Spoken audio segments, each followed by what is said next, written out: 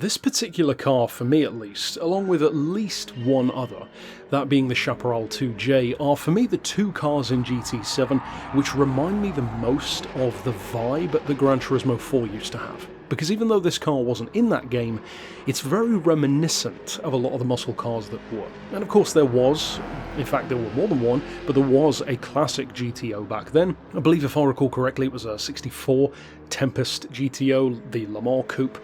Very different style to this one, but still that unmistakable Pontiac front end.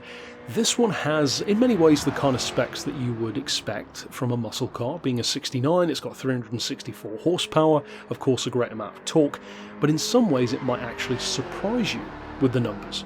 The weight, for example, it's not crazy heavy. In fact, it's 1,610 kilos, which is only 1.6 metric tons. That's actually about the same as like a Mercedes SLR McLaren. In fact, it's less than a real-world Jag XKR. That's not bad for a relatively large, old vehicle.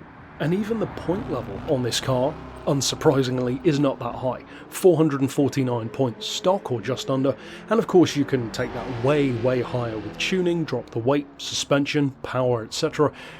But also, because of how innately good muscle cars can be with very little tuning applied, something which I talked about in my overarching review of the August update, this car could actually turn out to be kind of a sleeper out of this month's 3 vehicles in terms of how much use you might be able to get out of it and how useful it could be.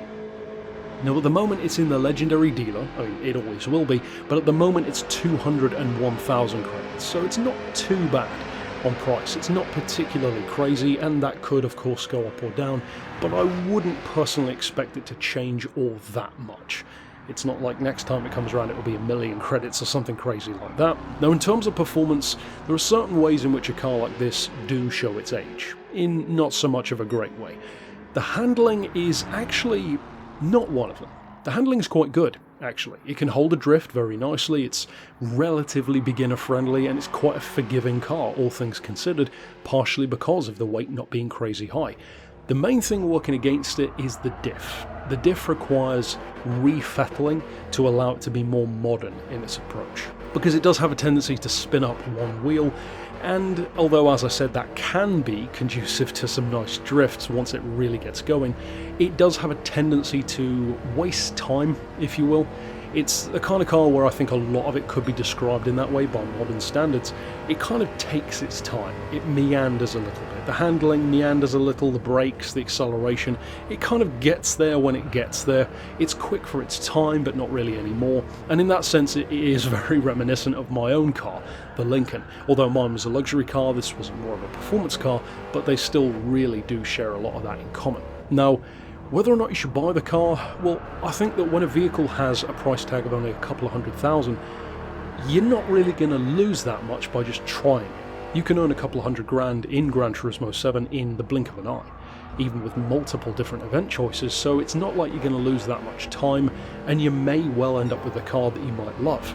I will definitely say though, if you do decide to buy it, unless you're already a classic fan or a muscle fan, you might want to hold off your judgment until you've tuned it, because tuning a car like this more often than not, and this is one of the most fun things about any classic, is you see this change, this entire personality change, this change of just updating its whole character by applying modern parts to it, modern approaches to how to set up a car which just weren't done on street cars back then, and it really can breathe new life into an old frame.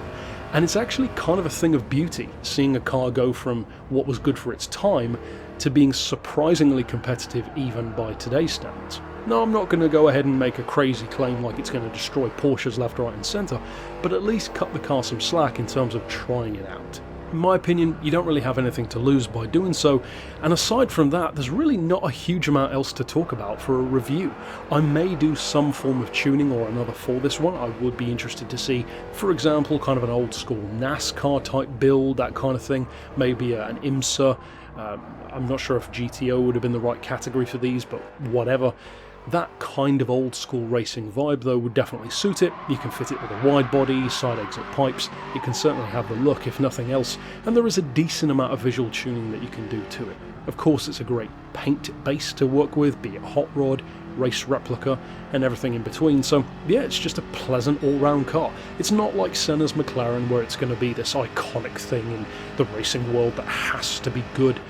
It's iconic, but it's iconic in a street sense, for the most part. So as long as it's fun to drive, fun to look at, pretty good to listen to, it's Gran Turismo after all, well then honestly, chances are it's going to tick most boxes for most players. So ultimately, give it a try. I really do hope to see more muscle cars in the game, more classic American cars in a general sense. Of course, we already discussed some of those in the leaked data mining list, but we've seen a couple of extra cars added to the game that weren't on the list, so you can always hope for some here and there. And like I said, if nothing else, it personally reminds me of that nostalgia for Gran Turismo 4, which is weird because it wasn't in there, but it still reminds me of the kind of car that I could have easily seen pop up in that game.